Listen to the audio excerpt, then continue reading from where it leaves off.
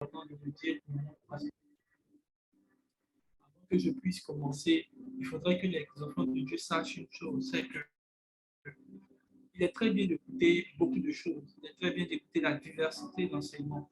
Lorsque Dieu vous donne une personne qui a un flot d'esprit, un courant d'esprit, je vous en supplie, suivez cette personne. Suivez, écoutez attentivement ce message. Pas plus tard que cette semaine, j'ai commencé à observer la multitude de préoccupations dont les gens parlent dans mon inbox la plupart du temps. Mais ça vient du simple fait qu'ils n'écoutent pas les enseignements. Et ce n'est même pas ça le vrai problème, c'est que tu, Dieu s'arrange à administrer une sagesse. Par exemple, lorsque nous lisons, par exemple, le dévotionnel de ce jour, que moi-même j'ai pris la peine de lire, lorsque je pars écouter les enseignements sur le mécanisme de la foi, je me rends juste compte que les gens ne font pas attention à ce qui est vital pour leur vie chrétienne. Et c'est là que le Seigneur m'a enseigné deux choses que vous devez comprendre. Il y a ceux qui nous disent ce qu'il faut faire et il y a ceux qui nous expliquent comment faire ce qu'il faut. C'est bien d'aller écouter des enseignements où on t'incite à la prière. Mais vous savez, vous pourrez savoir en face de qui vous êtes. Est-ce que je suis en face d'un enseignant? Si, lorsque vous sortez de son enseignement, vous savez comment mettre en pratique ce qu'il dit. Écoutez-moi bien, il y a beaucoup de gens qui pensent que parce que le message était fort, il était puissant. Écoutez-moi très bien, ça va vous aider à comprendre ce que je suis en train de dire. Ce n'est pas parce que quelqu'un a prêché un message qui est puissant. Il peut prêcher un message où tu dois prier. La vie d'un chrétien, c'est la prière. Tu sais que tu dois prier. Mais la vérité, lorsque tu sors de tel enseignement, tu ne sais pas toujours comment prier. Parce que tu sais, tu as l'information qu'il faut prier. Mais la pratique de cette manifestation est difficile. La plupart des enseignements, quand j'ai regardé sur Internet, comment entendre la voix de Dieu, on utilise toutes les prédispositions pour entendre la voix de Dieu. Mais comment même entendre la voix de Dieu? Discerner que c'est Dieu ou dans la multitude de voix que nous avons, il n'y a pas d'enseignement. Et c'est ça, la tristesse, c'est que quand tu finis de tels enseignements, tu sais qu'il faut entendre Dieu, mais tu n'as toujours pas les véritables méthodes et même encore les véritables choses à mettre en pratique. Et croyez-moi, peut-être vous allez dire que je ne dis pas assez fort, mais à l'école de l'esprit, on s'efforce de détailler toutes ces choses. Lorsque je prends par exemple l'enseignement sur comment méditer de la Bible, j'ai été assez clair sur comment des techniques, je peux même dire que j'ai fait sortir la substance de ce que nous faisons. Mais très forte chance, elles sont ceux qui regardent ce genre d'enseignement. Les gens aiment les messages incitateurs au lieu de comprendre la méthode pour y arriver. Mais ma prière pour toi, c'est que tu sortes de mes enseignements, pas seulement avec des informations sur l'entourage, mais que tu sortes avec une sorte de discernement, une sorte de sagesse. Dieu m'a dit ces temps-ci que tu ne vas pas substituer le Saint-Esprit dans la vie des gens si tu continues à répondre à des choses qui relèvent de ma parole. Je ne pourrais plus répondre à certaines préoccupations de certaines personnes parce que la sagesse que Dieu administre dans les enseignements est ce qu'il vous faut pour avancer. Alléluia. Je t'informe très bien que ce même enseignement que je te donne aujourd'hui sur l'entourage est le même enseignement qui me garde moi-même, qui m'aide à dissocier quel est le niveau de relation dans lequel j'opère. Le thème de ce soir, c'est comprendre le principe de l'entourage. Et quand je parle de comprendre le principe de l'entourage, on est toujours dans la sphère de l'âme, la sphère du cœur. La dernière fois, nous avons vu Jésus dire, garde ton cœur plus que toute autre chose, car de lui viennent les sources de la vie. Mais il y a un texte assez flagrant sur lequel Jésus va parler. Regardez, et nous le trouvons rapidement dans Matthieu chapitre.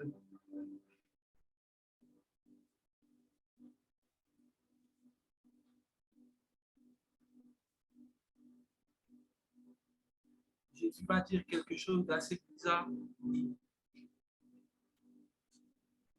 Il dit, gardez-vous de donner vos perles aux chiens. Et Matthieu chapitre 7, verset 6, il dit, ne donnez pas les choses saintes aux chiens et ne jetez pas vos perles devant les pourceaux. Écoutez-moi bien. De peur qu'ils ne les foulent aux pieds et ne se retournent et vous déchirent. Regardez bien. Jésus dit, ne donnez pas les choses saintes aux chiens. Ici, Jésus n'est pas en train de parler des animaux. Jésus est en train de classifier un type de personne. Oh my God. Un type de personne comme étant des chiens. Et même encore plus, il continue. Il dit, ne jetez pas vos perles devant un autre type de personne qu'on appelle les pourceaux. Pour ceux qui aiment beaucoup les porcs, on dirait les porcs. Dis avec moi les deux types d'animaux, hommes, auxquels tu peux faire face. Les pourceaux et les porcs. Les pourceaux, autant pour moi, et les chiens. Et de peur qu'ils ne foulent aux pieds, ne se retournent et vous déchirent. Ça veut dire que ce type de personne, ne pas faire attention, ne mettre en garde sur ce qu'il peut vous faire, va vous envoyer un. Il dit, ils vont fouler aux pieds ce que vous avez comme trésor. Deux, se retourner contre vous. Et trois, vous déchirer. Alléluia. Maintenant, la caractéristique, c'est de savoir pourquoi Jésus. Mais ce n'est pas le but de mon enseignement, mais je parlerai peut-être de cela si Dieu me permet. Mais Jésus met l'emphase sur deux personnes. Il dit un, les chiens, deux, les pousseux, les pauvres. Déjà, si je veux faire comprendre de manière basique, il dit ne donnez pas vos perles aux chiens, ne donnez pas les choses saintes aux chiens. Et deuxième chose, les perles aux pourceaux. Ce qui est sacré ne se donne pas aux chiens. Écoutez-moi bien, les chiens sont ceux, en fait, qui n'ont pas la valeur ou qui n'estiment pas tout ce que vous considérez comme sacré.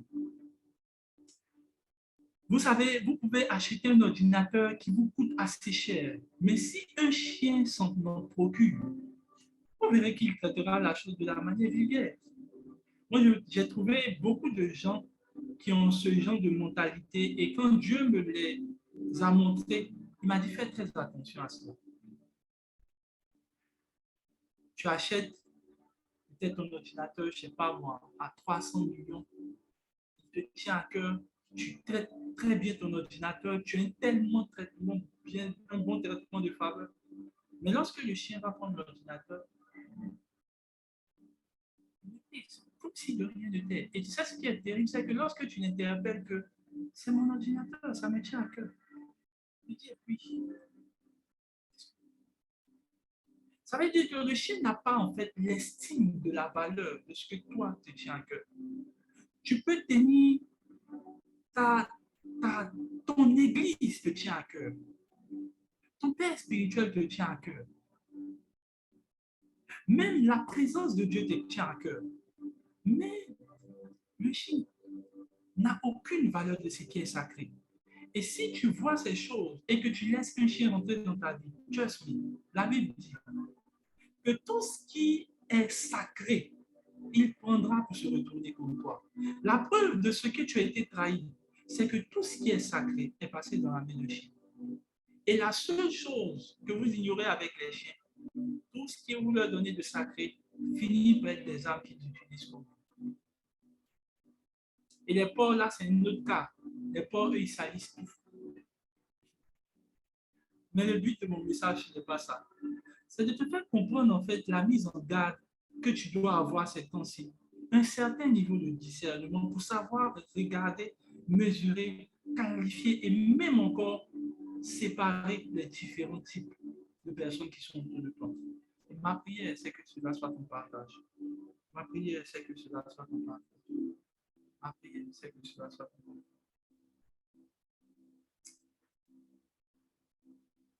Je parlerai des relations concernant celles de Jésus. J'ai dit avant de commencer à la modératrice que je ne vais pas être très long. Je ne vais pas aussi tout dire, c'est sûr. Mais je voudrais que ton discernement t'envoie à aller chercher, à pousser. Je vais juste introduire et ne pas tout dire. Alléluia. Parce que quand je dis tout, j'ai l'impression que les gens deviennent paresseux. Amen. Ma prière, c'est que Dieu t'approfondisse dans cette révélation de ce que je vais te dire. C'est ma prière. Et si cette prière aussi ton partage, tu peux dire Amen depuis là où tu es. Alléluia. Alors, je m'intéressais aux entourages et le modèle par excellence, comme vous le savez, c'est Jésus. Dieu m'a fait comprendre quels sont les différents types de relations, ou du moins les différents types de personnes qui étaient autour de Jésus.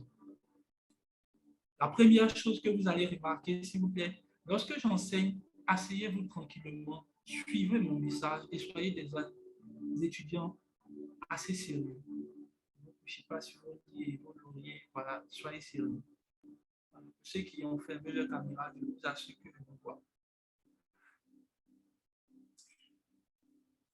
Premier type de relation que Jésus avait, c'est avec son Père. Nous avons plusieurs textes où Jésus dit, ce que je fais, ce que je suis, ce n'est que ce que je vois mon Père faire. Et il va le dire le plus souvent lorsque les gens sont en train de regarder ce qu'il est en train de dire. Dans Jean chapitre 8, vous pouvez voir. Jésus m'a dit, je ne fais rien. Et dans Jean chapitre 8, il va leur dire, vous faites ce que vous avez appris de votre Père. Moi, je fais ce que j'ai appris de mon Père. La première personne à qui Jésus, de qui Jésus s'entourait, de qui Jésus était borné, de qui Jésus s'inspirait, de qui Jésus avait le reflet, c'était son Père. C'était son Père. C'était son Père. C'était son Père. C'était son Père. Il dit, ce que je fais, ce n'est que ce que je vois mon Père faire. Un jour, les gens lui ont dit, mais sous quel droit tu viens faire ces choses? Il dit, je ne fais rien de moi-même. Ça veut dire que ce que je fais, ce n'est pas une chose que moi-même j'ai décidé de faire. Ce sont des choses qui sont mandatées, que j'ai vues dans le ciel, qui révèlent être mon Père. Ça veut dire que la bonne nouvelle, c'est que quand Jésus mange, c'est ce qu'il a vu son Père faire. Quand Jésus enseigne, ça veut dire que c'est ce qu'il a vu son Père faire. La première relation, la première personne de qui vous devez vous entourer, c'est Dieu. C'est Dieu. Et vous savez, c'est là le pilier d'abord. Parce que c'est le choix de sélection de toutes les autres relations. Dieu est celui qui pilotera tous ceux qui seront autour de vous. Je vous dis une chose, le type d'entourage que vous avez autour de vous est déterminé par l'intensité des relations avec Dieu que vous avez. Je vous explique qu'il y a un certain niveau de vie, lorsque vous atteignez avec Dieu, c'est très difficile que des gens qui ne soient pas assez spirituels s'infiltrent autour de vous. Pourquoi? L'intensité de votre relation avec Dieu détermine le type de relation que vous avez.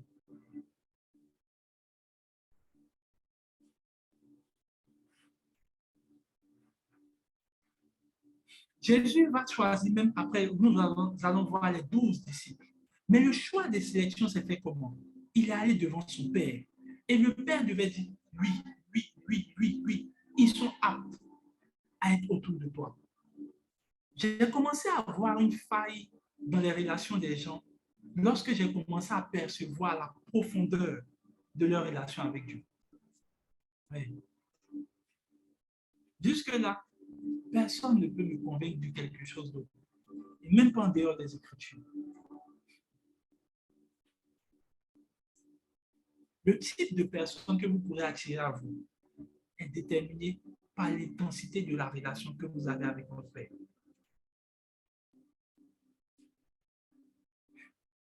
Tu sais, je crois une chose, dans ta sincérité avec le fait que tu échoues dans tes rapports avec les hommes, tu as déjà dorénavant échoué dans tes rapports avec Dieu.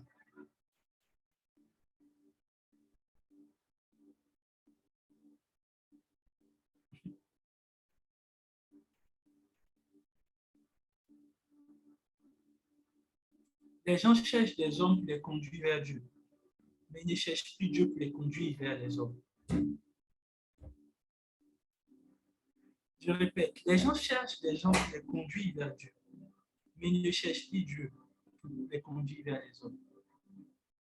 Mais ma prière, c'est que cela change pour toi dans le nom de Jésus. Que cela change pour toi dans le nom de Jésus. Donc, la première chose, c'est de comprendre déjà quelle est l'importance de ta relation avec ton Père. Frère, je suis en train de comprendre beaucoup de choses dans ma vie cette temps-ci. C'est qu'il y a une intensité, je vous assure, je l'ai entendu plusieurs fois avec certains hommes de Dieu, mais je crois une chose, à un certain niveau, vous pouvez vivre seul seulement avec Dieu. Seulement avec Dieu. Seulement avec Dieu.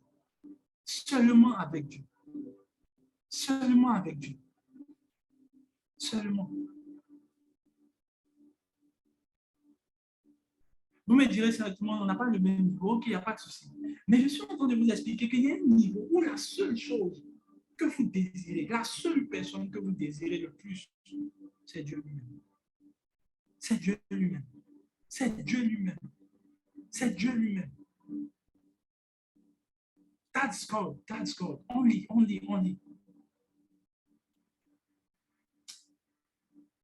Deuxième type de relation, c'est celle que j'appelle avec les trois. Dis avec moi les trois.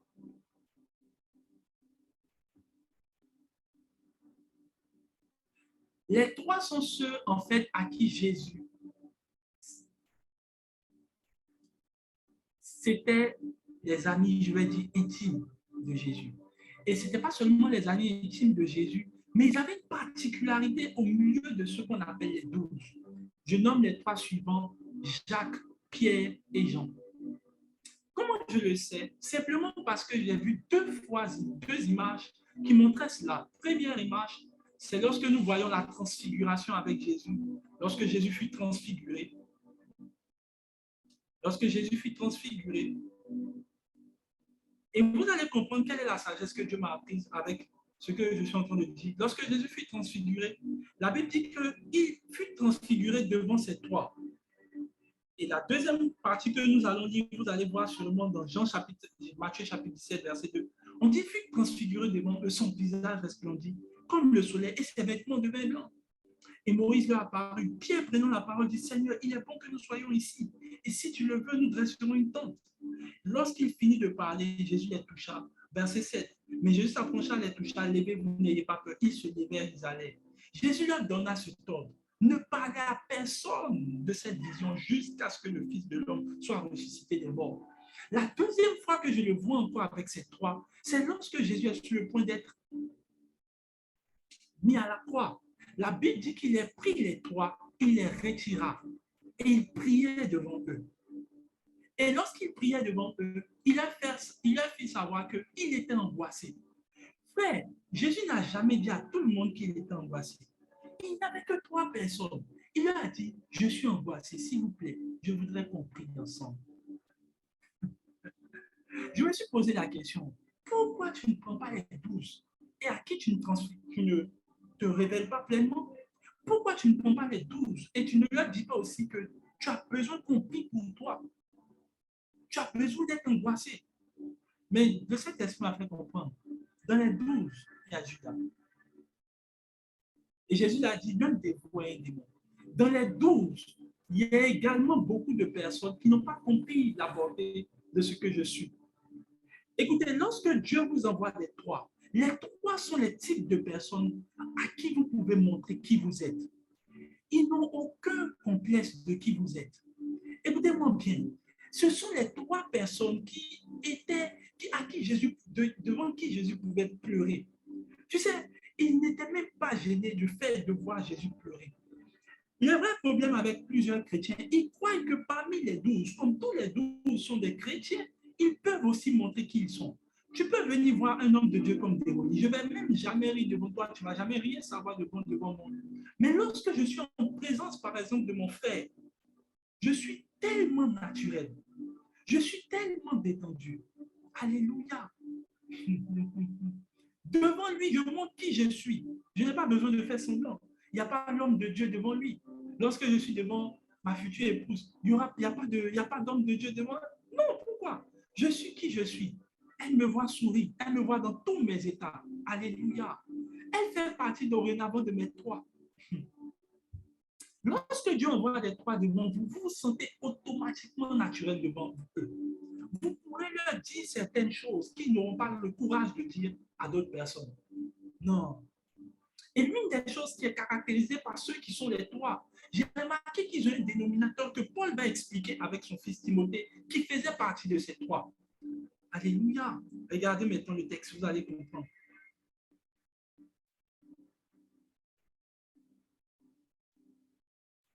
Philippiens chapitre 2. Philippiens chapitre 2, verset 19. Regardez ce qu'il dit. Il dit, j'espère dans le Seigneur Jésus vous envoyer bientôt Timothée, afin d'être encouragé moi-même. Ça veut dire qu'il dit en apprenant tout ce qui vous concerne. Écoutez, les gens, par exemple, j'ai commencé à regarder aussi, Paul avait ce type de personnes autour de lui. Il y avait Barnabas, mais il y avait aussi un qui le soutenait beaucoup, qui s'appelait Timothée. Il dit, il dit, j'espère être encouragé. Lorsque vous voyez ce genre de personnes, vous pourrez savoir, vous vous sentez encouragé. Ce sont les seules personnes, juste quand vous voyez le message, vous sentez qu'il y a un encouragement autour de vous. Mais ce n'est pas physiquement que je peux juger cette chose, ce n'est que spirituellement que je peux parler de ces choses. Je ne peux pas forcément te dire que telle personne correspond à tes trois, mais toi-même tu peux évaluer cela. Ce sont des personnes qui vous sentez encouragés, mais ils ont un autre dénominateur commun. Regardez ce que Paul dit. Il dit, car je n'ai personne ici qui partage mes sentiments. Paul est dans une église avec plusieurs personnes. Il prêche tous les jours.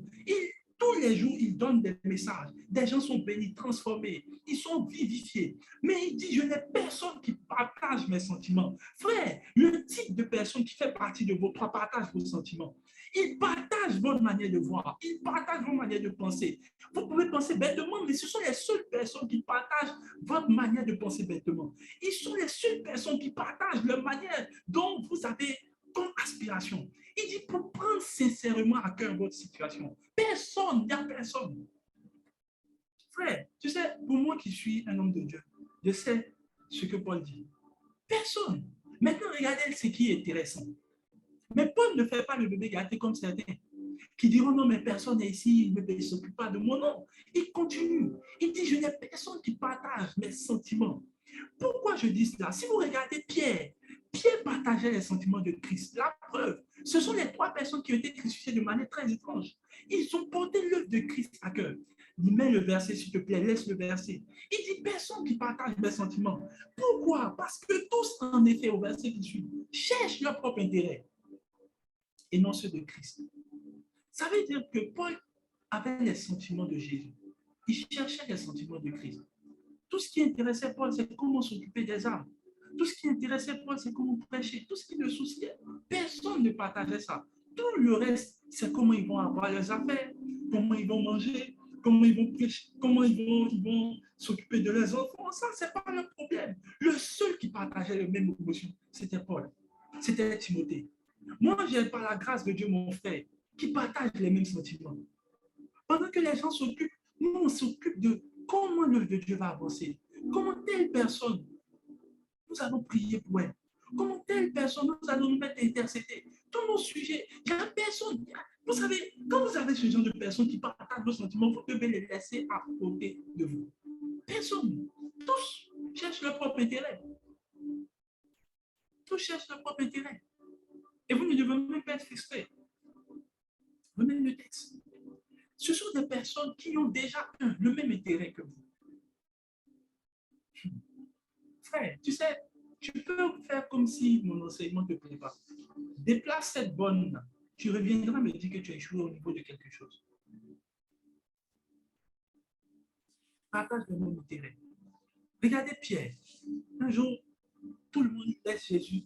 Jésus dit, les 12 restent. Pierre dit, à qui tu as les paroles de la vie. Vous savez, il y a des gens qui ont le choix de vous laisser, mais il y en a d'autres. Vous savez que c'est difficile. Pourquoi? Ils partagent les mêmes sentiments que vous. Ils partagent. Et vous pouvez même savoir le type de personne lorsque vous voyez l'intérêt qu'ils manifestent vis-à-vis de ce que vous faites. Vous savez, parmi les trois, vous allez voir que ce sont les trois mêmes qui posaient le plus de questions à Jésus concernant la fin du temps. Par exemple, Pierre, nous sommes censés savoir que Pierre posait beaucoup de questions à Jésus concernant tout. Parce que lorsque quelqu'un s'intéresse à vous, il cherche à savoir qu'est-ce que vous faites de ce que vous avez comme intérêt. Tu peux savoir qui est dans ta vie, qui fait partie de toi. Et lorsque vous avez des personnes qui sont autour de vous, vous pouvez leur dire, j'ai besoin qu'on prie pour vous. J'ai besoin, pour imaginer le Seigneur Jésus, le Maître Tout-Puissant, celui que tu pries tous les jours, appeler trois personnes qui d'ailleurs ne savent même pas prier, frère. Il est allé prier avec eux, ils ont dormi. Et il dit, j'ai besoin qu'on prie pour moi. My God, my God. Ah. Seigneur, j'ai besoin de toi. J'ai besoin de mes trois. J'ai besoin de mes trois. Dis avec Seigneur, envoie, illumine mes yeux pour voir qui sont mes trois. Lorsque je suis avec mes trois, je ne fais pas semblant. Frère, tu sais, il y a beaucoup de gens qui sont complexés parce qu'ils sont au milieu des doutes. Mais si vous êtes au milieu des trois, vous pouvez montrer qui vous êtes. Quand je suis avec mon frère, je n'ai pas besoin de faire semblant. Je suis qui je suis. Je ris, je dis ce que je veux. Je n'ai aucun complexe. Why? Ils partagent les mêmes sentiments, les mêmes intérêts.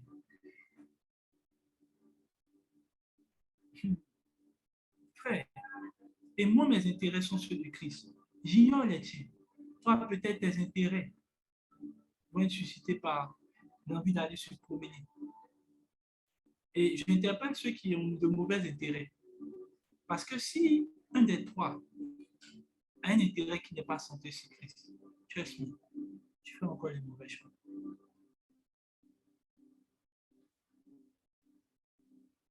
Alléluia. J'ai eu beaucoup d'amis à l'université. Ça ne m'a pas intéressé, même quand ils sont chrétiens. Leur seul intérêt, c'est de venir expliquer que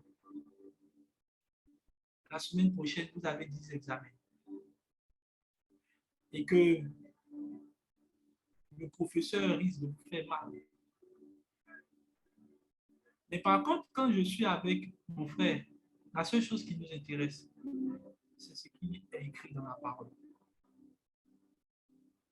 Pas de stress, pas de paix. Et vous savez que ces personnes-là sont autour de vous. Lorsque vous ressentez la paix, c'est dans ces personnes.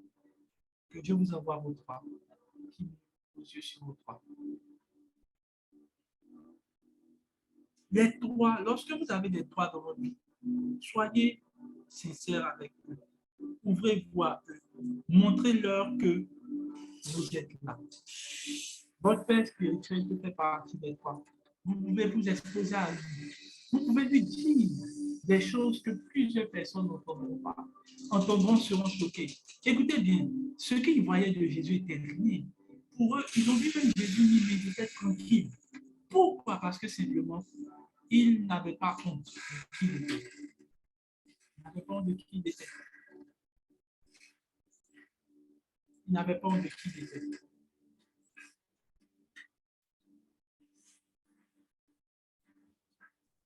Ils n'avaient pas honte.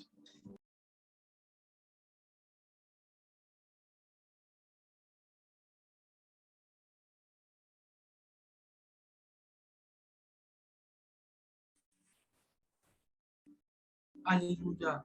Ils n'avaient pas honte. La deuxième catégorie, c'est ce qu'on appelle les 12.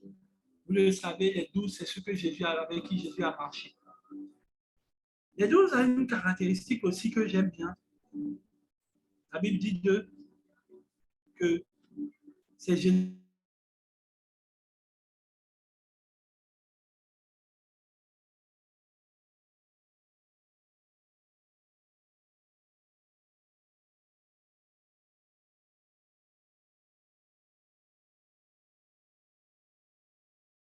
qui les a choisis. Parmi les 12, Jésus s'assoit avec le tempérament qu'il faut. des personnes imparfaites, personnes avec qui Jésus s'est entouré, à qui Jésus a dit certaines choses qu'il n'avait pas le courage de dire. Par exemple, à une fois, il leur a dit, il leur a dit,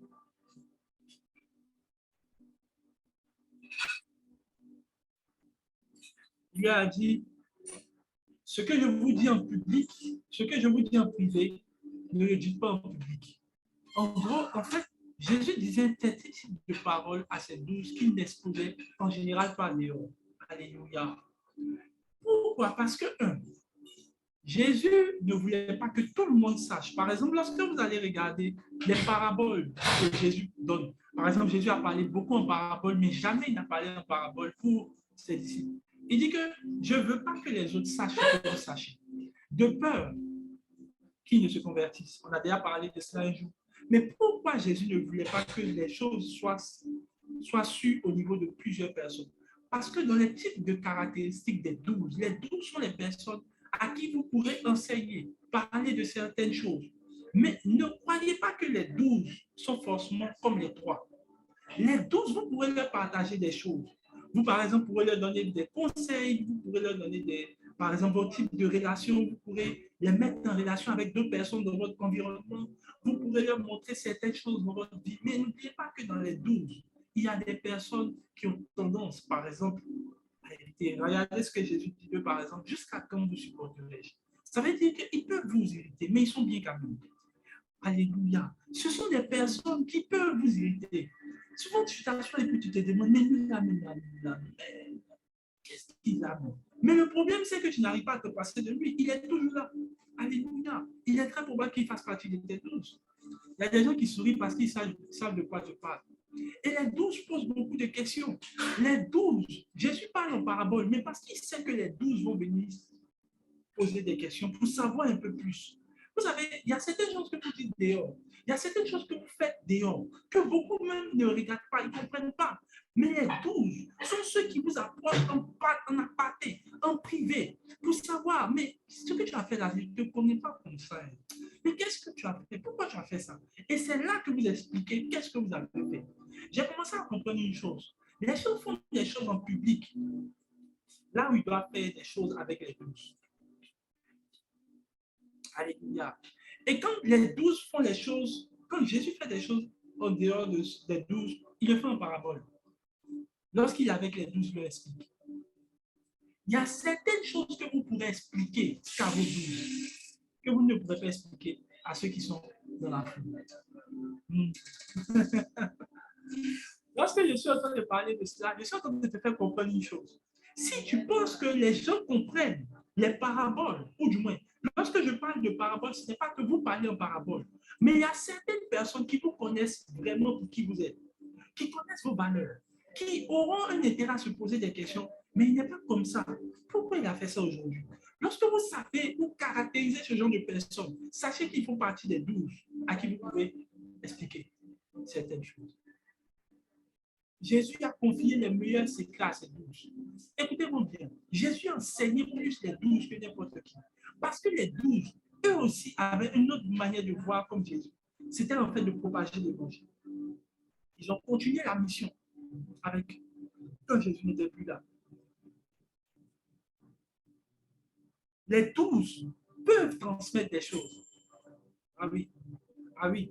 Les douze peuvent transmettre des choses. Paul dit, ces choses que je t'ai confiées, transmets-les à des hommes. Ok, on va lire dans le Timothée.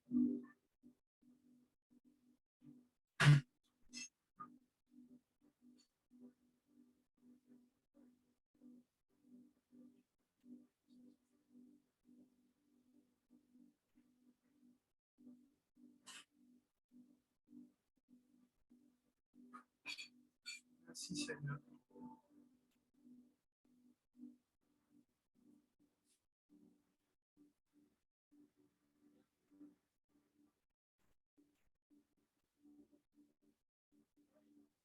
Je lis le texte, mais je vais retrouver. Paul dit, transmets ces choses que je t'ai apprises à des gens qui soient eux-mêmes fidèles, qui peuvent aussi transmettre.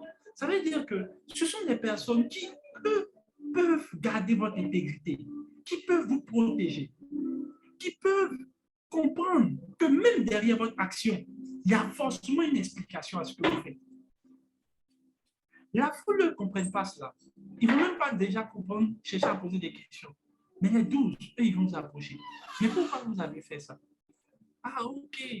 Ah, je comprends maintenant. Ah, d'accord. Ça m'étonne que tu aies fait ça, en fait. Je vois quelqu'un qui est en train de sourire parce qu'il comprend qui sont ces 12. Ouais.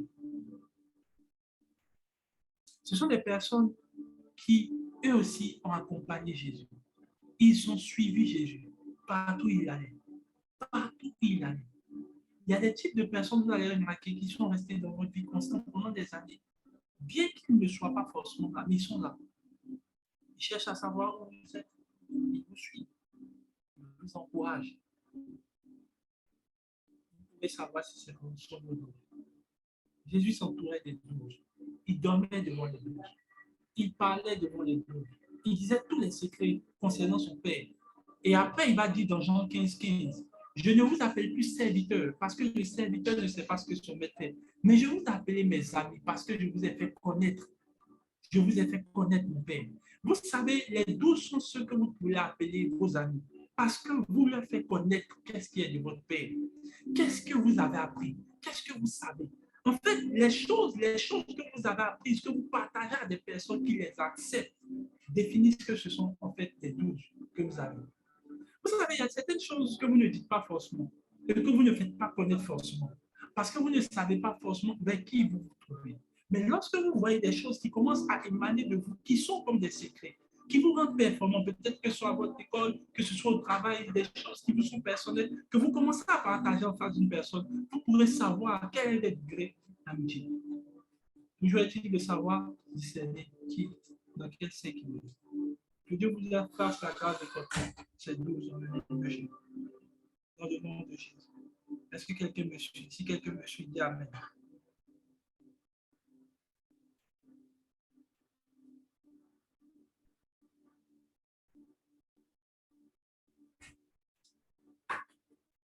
Alléluia. Et il y a ce qu'on appelle les 70. Parce qu'il y a m'arrêté au 120, et puis la foule, peut-être je ne vais pas durer. Après cela, le Seigneur désigna encore 70 autres disciples. Il les envoya deux à deux devant lui dans toutes les villes et dans tous les lieux où lui-même devait aller. Il a dit la moisson est grande partie, ne sortez sans sac ni bouche. Vous savez peut-être les 12, mais voici une autre catégorie que j'appelle les 70. Les 70, en fait, si vous remarquez bien, Jésus les envoie. On ne parle pas de Jésus avec eux pendant tout le temps, mais on parle d'eux à certaines périodes, par exemple d'évangélisation. Jésus précise, la Bible est claire.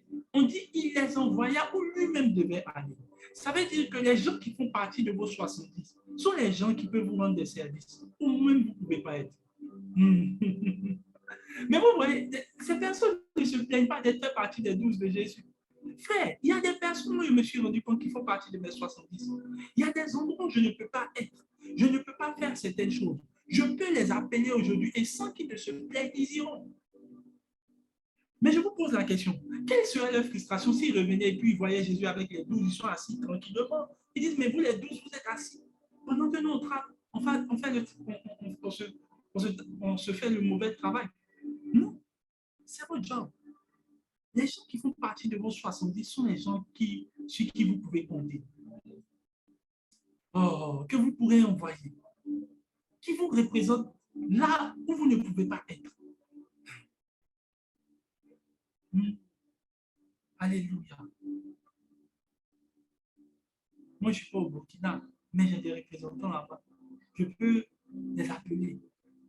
Je peux leur dire, vraiment, j'ai besoin de ça. Ouais, ils iront. Et ils ont autant d'amour pour vous. Oui. Ce sont des personnes ou des hommes de Dieu qui font la mission, mais ils vous aiment. Vous n'avez aucune idée de tous ceux qui peuvent vous représenter, qui peuvent vous faire du bien, qui font partie de vos 70, mais que vous ne pouvez pas avoir près de vous. Et il y a même encore, dans la même catégorie, les 120. Les 120 sont ceux que vous pouvez retrouver dans Actes qui est en train de prier. Et je vous montre quelques-unes des caractéristiques de ces personnes dans Luc 8, verset 3. On dit qu'il y avait des femmes, parmi lesquelles Jeanne, femme de Chouza, intendant d'Hérode, Suzanne et plein d'autres qui assistaient Jésus de leur bien. Ce sont des personnes, vous n'allez pas voir Suzanne, Jeanne de Souza, on dit qu'elle était intendant d'Hérode. C'est-à-dire que c'était celle qui était la ministre en charge des finances de l'économie d'un roi, qui était dans le groupe des sauveurs, qui étaient des disciples de Jésus. Vous allez voir qu'un gars comme Joseph d'Arimathée, on ne parle pas de lui en train de s'asseoir avec Jésus en train d'évangéliser ou bien de parler, de faire les enseignements. Joseph d'Arimathée en train de travailler. Mais le jour où on dit Jésus est mort, c'est lui qui prend en charge tous les biens. On dit que c'était un disciple de Jésus. Il y a des gens qui sont là pour vous assister de vos biens. Ils ne sont pas toujours là, frère. Il faut être sérieux. Les trois comme ceux de Pierre, Jacques, Jean, ils sont là pour toi. Mais le jour où tu as besoin d'argent, ils ne peuvent pas t'aider. Oh, je parle à quelqu'un. Frères et sœurs, il faut être assez intelligent dans tes relations. Ton meilleur ami t'aime tellement, mais le jour où tu as besoin d'argent, c'est parmi les femmes de Souza que tu vas trouver. C'est parmi les 120. Et si toi, tu dis que ce n'est que les trois seulement qui répondent à tes problèmes, frère, tu es perdu.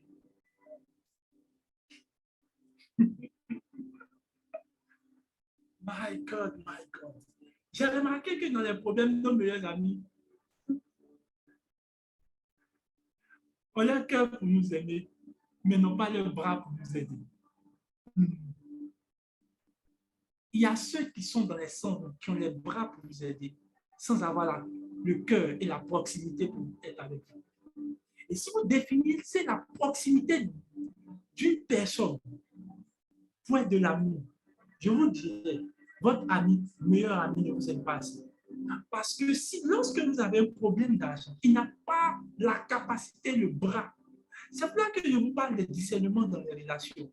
Parce que d'autres privilégieront le fait que d'autres personnes les aident sans être là. Et d'autres privilégieront le fait que d'autres sont là sans qu'on les aide. Mais vous voyez, vous serez déséquilibré.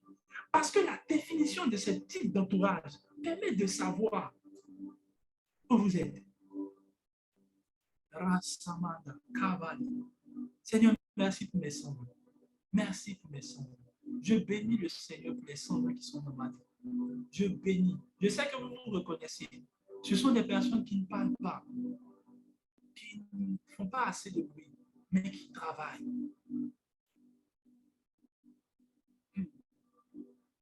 Un jour, je fais une petite anecdote. Il y avait, je devais me faire un don et tout. Il y avait une de mes filles que je voyais, elle ne parle pas assez, on ne discute pas, il n'y a pas assez de, je vais dire, de bavardage. La seule fois où on s'appelle, ça va, et je prie pour elle, c'est vraiment simple. Mais il y a d'autres, par exemple, qui sont vraiment près de moi, qui ont bien, je vais dire, qui créent beaucoup de tonus dans ma vie. Et le jour, on devait faire, je pense, une cotisation. Et tous ceux que j'aimais, qui sont vraiment pour moi mes bras droits. Lorsqu'on a fait ils m'ont fait un peu le briefing. Lorsqu'on a fait un peu le comptant de tout ce que j'aime ont cotisé en griffe. Et le seul don de la fille, il dit, c'est là, je n'arrive pas. Dans quel coup? Mais je me suis rendu compte que c'est sa manière d'aimer. Elle ne sera pas. Écoutez, ces personnes-là, je pense qu'elles avaient d'autres choses à faire. Elles devaient sûrement faire quoi? Aller au travail. Frère, il faut être assez intelligent à un certain niveau de ta vie. Pour l'instant, tu ne fais rien, tu vas à l'école, tu dors. Tout travail.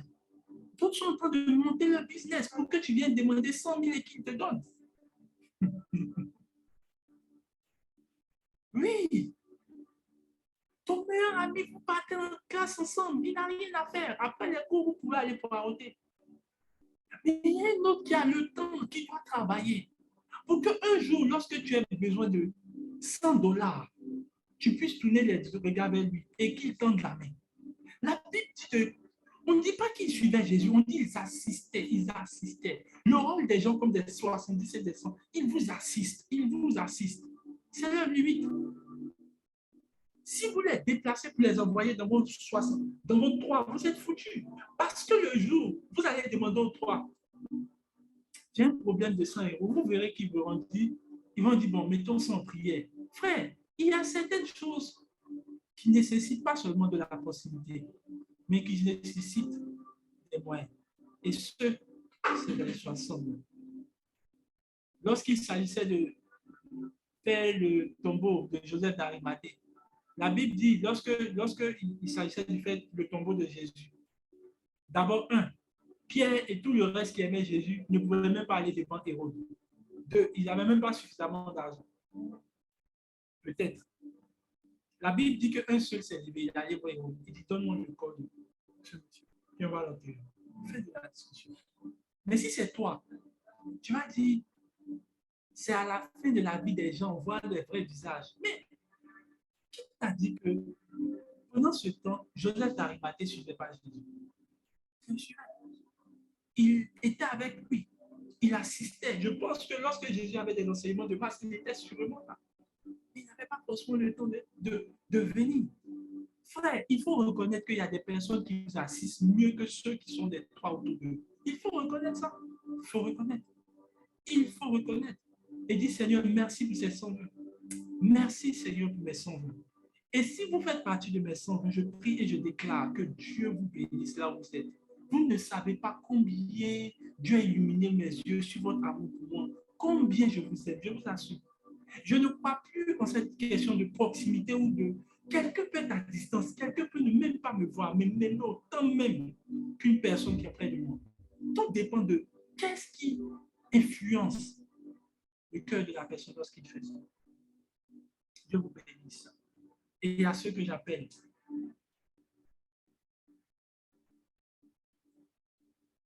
Jésus s'est bien entouré quand même. Dans les 120, mais croyez-moi, il y a des gens qui peuvent, par exemple, quitter le stade des 3 pour jouer jusqu'à dans les 120. Ils combinent tout. Alléluia. Ils combinent tout. Ils combinent tout. Merci à mes 120, je vous aime. Merci à mes 3. Mes 3 sont ceux qui, quand je suis affaibli, je peux les appeler. Je vais pleurer dans les oreilles. Vous ne savez pas que les hommes de Dieu pleurent. Oui, on pleure. Si Jésus pleure, qui suffit? Il m'écoute. Je peux faire comme... Écoutez bien, vous n'avez aucune idée de combien c'est terrible souvent de faire semblant devant des gens qui vous estiment. Vous n'avez aucune idée. Vous n'avez aucune idée. Je ne dis pas qu'on fait semblant en vrai. Mais en fait, pour l'estime que les gens ont de toi, tu ne peux pas afficher autre chose. Mais devant ces personnes, je suis naturel. Une autre personne, les gens de mauvaise vie. Jésus prenant la parole dans Luc 5, 31, on lui demanda pourquoi, les gens lui demandent pourquoi manges-tu avec les gens de mauvaise vie. Jésus prenant la parole et dit, ah, ce ne sont pas ceux qui se portent bien qui ont besoin de médecins, mais les malades. Jésus n'a pas marché avec les gens de mauvaise vie. La Bible a précisé, il mangeait et buvait avec les gens de mauvaise vie. Frère, les gens de mauvaise vie sont des personnes avec qui vous pouvez manger et boire. My God, my God. Frère, j'ai remarqué dans ma vie que les meilleurs plans de restaurant ont été avec les gens de mauvaise vie. Oui, pas que. Ils ont une stratégie, une sagesse. Je vous assure, je ne connaissais même pas mon pays si je n'avais pas marché avec les gens de mauvaise vie. Je ne dis pas d'aller marcher avec eux si vous n'avez pas de discernement. Mais nos limites s'arrêtent là. On peut faire des travaux ensemble. On peut aller peut-être jouer au foot ensemble. Ils m'apprennent la vie naturelle, en fait. Avec les gens de mauvaise vie, j'ai commencé à comprendre la grâce. En fait, les seuls endroits où vous pouvez vous savoir malade, c'est lorsque vous marchez avec les gens de mauvaise vie. Frère, tu sais, j'ai compris une chose avec ceux qui jugent. Ils n'ont jamais compris d'où ils viennent. Quand je viens les gens de mauvaise vie, j'ai juste le temps d'apprécier quelle grâce Dieu m'a fait. Juste. Vous avez peut-être sûrement remarqué cela dans votre vie. Souvent, vous croyez que votre situation est misérable jusqu'à ce que vous écoutiez quelqu'un de plus misérable que vous. Pour savoir vous contenter. Les seules personnes qui peuvent vous faire contenter de ce que vous avez, c'est les gens qui sont de mauvaise vie. Ils ont dit, parce qu'ils sont malades. Jésus a dit, vous n'avez pas besoin. Le but pour lequel nous sommes avec les gens qui sont de mauvaise vie, c'est parce qu'ils sont malades. Ils sont malades. Ils sont malades. Ils sont pas malades. Ils sont pas malades. Nous tous qui allons à l'église, nous sommes malades. C'est pour ça que nous avons besoin de Jésus. La preuve que toi et moi, nous sommes assis ici, c'est parce que nous sommes malades. Tous ceux qui sont bien portants, c'était les pharisiens. Ils n'avaient pas de problème. Frère, tu sais pourquoi on vient s'asseoir au Zoom? C'est parce qu'on est malade. C'est parce qu'on est malade. On a besoin d'être soigné. On a besoin d'être administré. Tous ceux qui sont assis chez eux, ils n'ont pas de problème. Écoutez bien, c'est aux pharisiens que Jésus parle. Et Jésus estime qu'ils sont bien portants. Pourtant, ce sont les plus malades. Les plus malades sont ceux qui sont bien portants. Pour Jésus.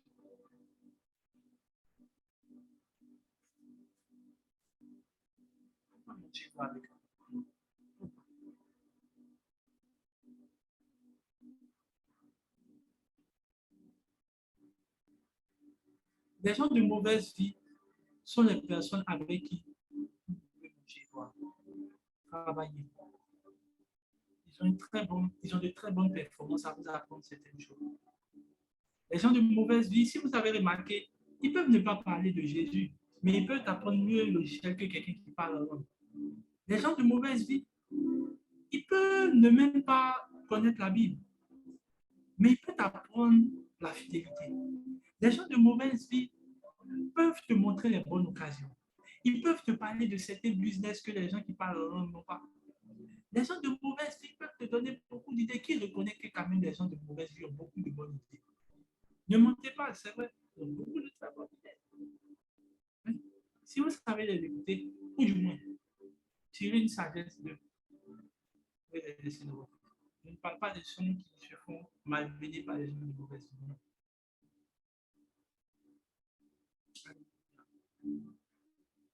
Et il y a ce que j'appelle la foule. Je vais m'arrêter juste là parce qu'il y a encore ce que j'appelle les pharisiens. Je ne vais pas parler de peut-être je vais modifier. La foule. Jean 6, verset 2. Une grande foule le suivait parce qu'elle voyait les miracles qu'il opérait sur les malades. Jean 7, verset 12. Il y avait une foule. Les uns disaient c'était un homme de bien.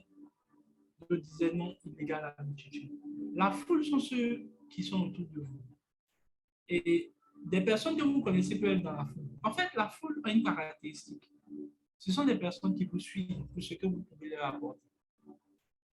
Un jour, Jésus s'est fâché, il a dit aux gens, vous êtes des mangeurs de pain et de poissons.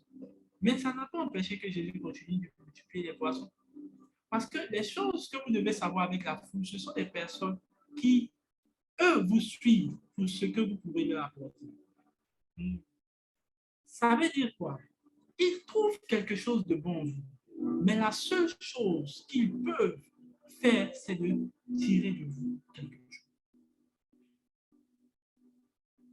Vous voyez, dans les autres types de relations, vous prenez quelque chose des autres, mais dans ce type de personnes, vous pourrez vite vous trouver ruiné. Pourquoi? Parce que, on dit qu'il voyait les miracles. C'est-à-dire que ce qui les attire, c'est ce qu'ils voyaient en vous. Ils voient beaucoup de choses.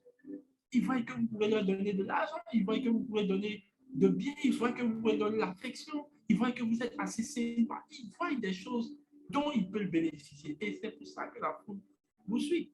Ce ne sont pas forcément des opportunistes, mais il y a quelque chose en vous qui les intéresse, qui doit soustraire. Mais Jésus était assez discernant concernant la foule. Parce que n'oubliez pas aussi dans la foule, il y a d'autres qui disaient dans Jean 7, verset 12, non illégal à la multitude. La foule, ce sont des types de personnes, tantôt, vous ne comprenez pas trop, elles sont avec vous, et puis demain, vous ne comprenez pas, tu as l'impression qu'elles sont contre toi. Il faut même partir des pharisiens. Les pharisiens, vous ne comprenez pas, ce sont des gens, ils ne sont pas d'accord avec toi, mais ils sont toujours là pour te poser des questions, pour t'étendre des pièges. J'ai remarqué qu'il y a un type de personnes comme ça. Ils ne sont jamais d'accord avec toi. Mais tu ne comprends pas pourquoi ils sont toujours là. Je me suis toujours posé la question, pourquoi les pharisiens continuent de suivre Jésus si tout le monde savait que le gars, il est toujours pas de votre bord. Il y a des gens comme ça. ils sont un griffe là-bas, vous-même des emmerdeurs. Ce n'est pas des emmerdeurs, ils font partie des pharisiens. Ce qu'ils vous apprennent, c'est être intelligent quand vous parlez. L'une des choses que j'ai remarqué avec les pharisiens dans la vie de Jésus, c'est qu'ils ont rendu Jésus très sage sur la manière dont il parle et sur la manière dont ils observent. Le degré d'observation que vous pouvez observer. Vous savez, il y a des gens qui me disent, mais j'admire ta manière de te maîtriser en public et tout. Frère, c'est les pharisiens qui font ça. Est-ce que vous savez des choses que vous n'avez aucune idée? Il y a des gens même qui ont pris des enregistrements pour sur nous. Donc, il y a une manière de parler qui m'a rendu sage, frère. Je me souviens qu'un jour, il y a eu un scandale. Je parlais un jour sur une fille qui allait dire, divulguer des choses concernant moi, ma réputation. Depuis ce temps, je suis devenu très sage sur la manière de parler. Très sage.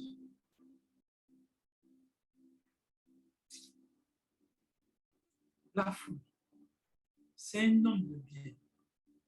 Et vous savez, les gens qui font partie de la foule, vous n'arrivez jamais à comprendre leur manière de penser. Alléluia.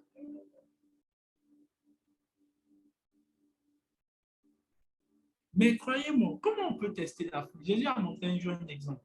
Un jour, Jésus s'assoit et puis dit, celui qui ne peut pas manger de ma chair et de mon sang ne peut pas me suivre. On dit à cette parole, la foule dit, cette parole, ces paroles sont dures à entendre. On dit, il s'est séparé de lui. C'est là que Jésus a dit, et puis a dit, à qui irions-nous, tu as les paroles de la vie. Vous savez, vous commencez même à savoir que c'est la foule.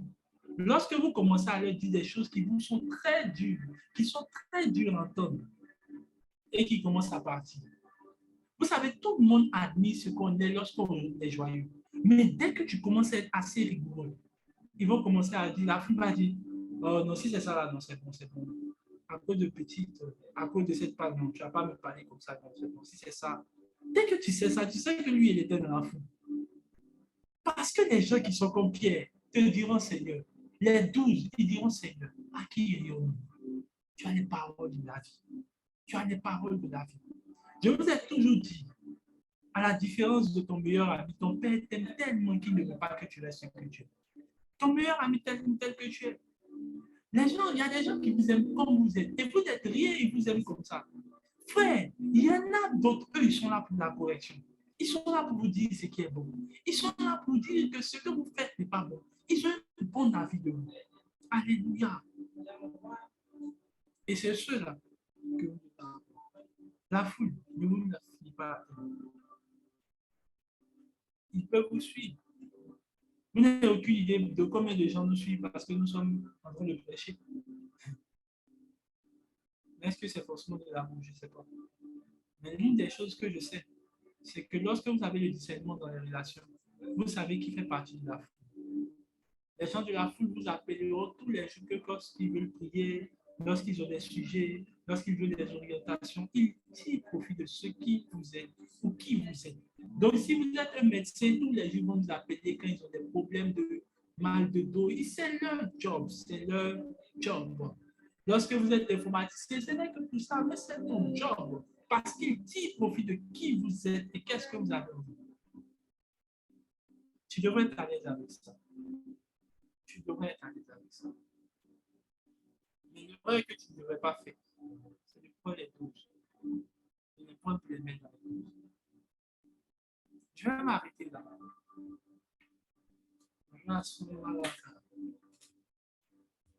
Je vais m'arrêter là. Et ma prière, c'est que Dieu te fasse comprendre cet enseignement de manière plus profonde. Que tu ailles à la maison, que tu réfléchisses profondément, que tu établisses les bornes, que tu te dises, Seigneur, voici ceux-là qui font partie de mes droits. Je dois plus les laisser de ma vie. Nous avons compris que le premier, c'est notre relation, notre intensité avec Dieu.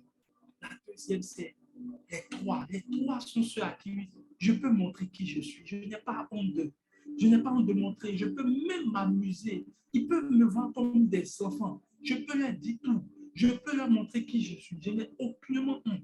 Ce sont les seules personnes devant lesquelles je peux pleurer. Je peux les appeler pour leur dire des choses que je n'ai jamais dites. Et quand je finis, je peux leur dire, ne le dites à personne et ils ne le diront à personne. Ce sont des toits et vous devez les identifier. Vous devez vous entourer. Ce sont ceux-là que vous devez appeler lorsque vous avez des problèmes, lorsque vous voulez vous exposer, pleurer, qui partagent les mêmes sentiments, qui ont les mêmes émotions, qui ont les mêmes intérêts. Plusieurs n'ont pas les intérêts que vous portez, plusieurs. Et Paul l'a fait clairement comprendre. Cherchez ceux qui partagent les mêmes intérêts, les mêmes sentiments que vous, qui ne trouveront pas assez stupide ce que vous allez dire, qui ne trouveront pas assez bizarre ce que vous dites, parce que vous avez les mêmes sentiments. Après cela, vous trouvez vos douze à qui vous pourrez parler de certaines choses que vous n'aurez pas envie de parler en public. Vous pourrez les parler par rapport, ce sont des personnes qui peuvent vous approcher, vous dire en aparté pourquoi tu as fait cela, pourquoi, qui s'intéresse à votre vie, qui peuvent vous suivre partout, qui peuvent dire comme Pierre, Seigneur, à qui irions-nous? Tu as les paroles de la vie, qui ne trouveront pas Dieu lorsque vous allez dire certaines choses.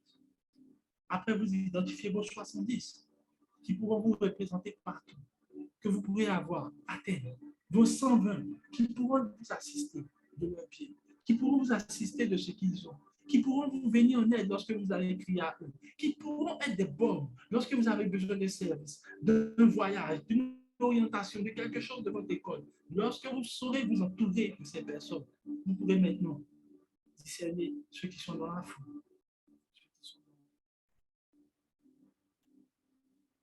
Les pharisiens, les gens de mauvaise.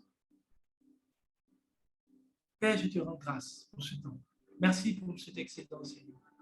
Par ton esprit, tu nous as fait comprendre le discernement dans les relations. Mais pas seulement cela, tu nous illumines. Seigneur, il y a tellement de confusion dans le cœur de plusieurs personnes, de certains chrétiens, quel que soit le degré d'influence de trahison. Ce soir, cet enseignement veut la lumière. Et Père, je prie que chaque personne ici soit illuminée sur le type d'entourage et quelle personne l'adoptera autour de lui, près de lui et avec lui, dans le nom de Jésus. Amen. Be blessed.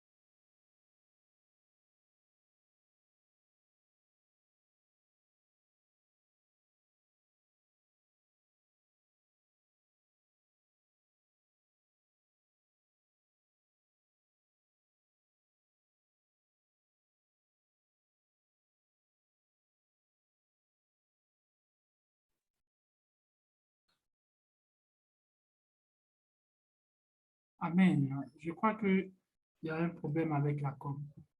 Nous avons terminé notre moment. Je, je profite de l'occasion pour dire merci à tous ceux qui ont fait l'honneur d'être là. Que Dieu vous bénisse. Merci pour ceux qui sont nouveaux, qui viennent d'arriver. Que Dieu vous bénisse également. Je suis l'homme de Dieu d'héroïne. Je crois que la semaine prochaine, nous serons encore là. Et nous resterons toujours sur cette question des émotions. J'espère que ce message t'a béni. Si ça t'a béni, tu dis Amen. Et pour ceux qui voudraient rentrer en contact avec moi, je crois que l'occasion vous est donnée. Je ne sais pas qui t'a invité, mais je pense que cette personne pourra le faire. Dieu vous bénisse. La semaine prochaine, nous parlerons sûrement, toujours dans cette même vague d'état d'âme. La semaine prochaine, je toucherai la distraction, la distraction, l'esprit de distraction.